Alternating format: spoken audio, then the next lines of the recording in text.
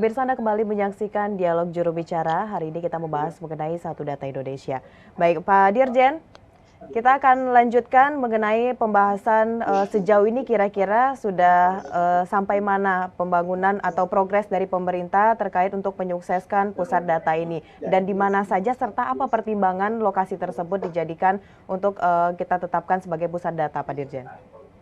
Ya, jadi seperti saya sampaikan tadi, Satu Data Indonesia itu bisa terwujud kalau kita punya pusat data nasional. Nah, karena itu Kementerian Komunikasi dan Informatika ini sedang berkonsentrasi untuk membangun pusat data nasional. Ada 4 pusat data nasional yang akan kita bangun. Artinya pusat data nasional itu dibangun di 4 lokasi.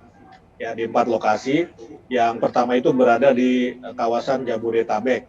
Dan di kawasan Jabodetabek, mestinya memang di bulan-bulan ini peletakan batu pertamanya sudah bisa kita lakukan untuk yang wilayah Jabodetabek itu, tepatnya di Bekasi, di sekitar Bekasi begitu.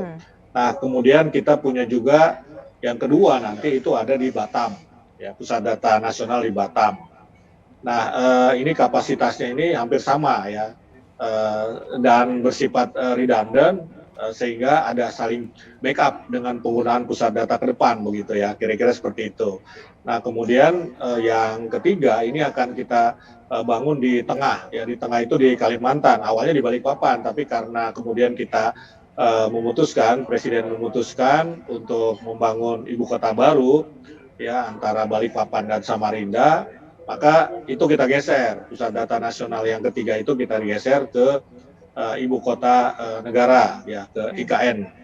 Nah, yang terakhir, yang keempat, ini kita akan bangun di Labuan Bajo, Nusa Tenggara Timur. Pemilihan lokasi terakhir ini di latar belakangi karena di situ, di sekitar lokasi yang keempat di Labuan Bajo itu minim aktivitas vulkanik bawah laut, ya, sehingga potensi gangguan itu dalam konteks layanan pusat data ini akan minim. Nah, lokasi-lokasi tersebut dipilih didasarkan pada 3 basis utama. Yang pertama adalah tersedianya kapasitas power supply yang memadai. Nah, jadi power supply itu ya untuk kebutuhan listrik misalnya, itu memadai di 4 kota itu. Ya, di Jabodetabek tadi itu, kemudian di Batam, di ibu kota negara baru, apalagi nanti ini kan jadi smart city begitu kan.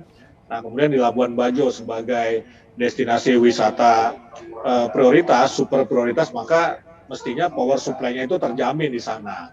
Nah, yang kedua ini tersedianya fiber optic network, jadi ada jaringan tulang punggung, ya, jaringan fiber optik yang memadai.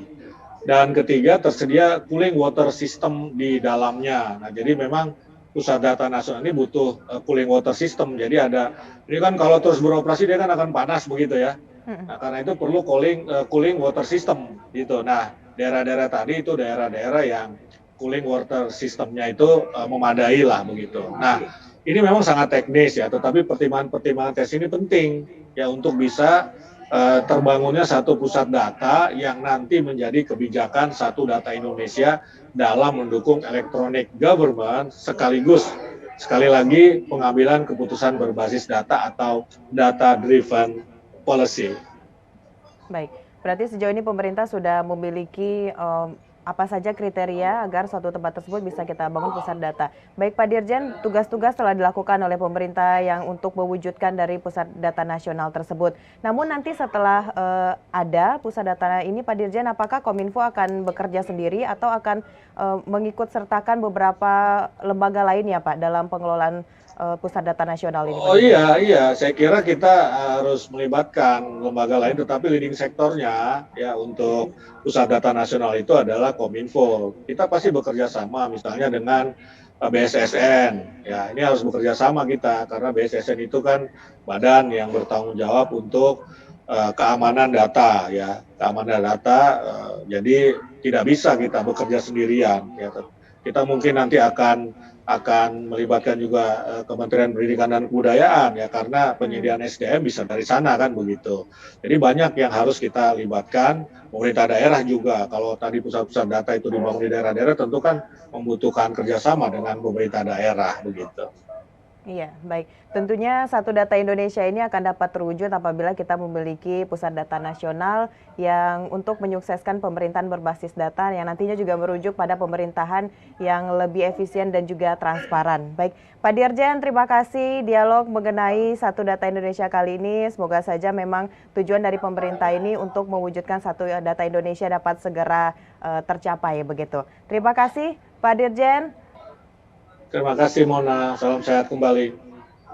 Baik, pemirsa, itulah dialog kita bersama dengan Bapak Usman Kansong selaku Dirjen IKP Kementerian Komunikasi dan Informatika Republik Indonesia. Terima kasih bagi Anda telah menyaksikan. Sampai jumpa.